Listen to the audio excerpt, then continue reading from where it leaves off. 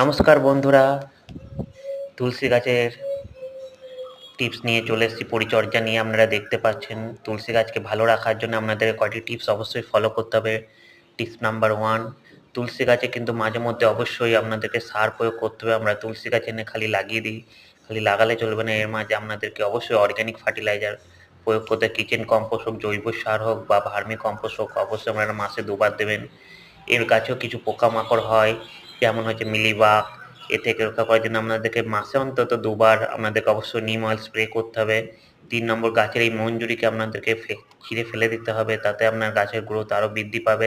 দেখুন আপনাদের গাছ আরও সবুজ, সতেজ এবং তরতাজা থাকবে। দেখুন পুরো গাছটাকে দেখুন কেমন সুন্দর সবুজ সতেজ।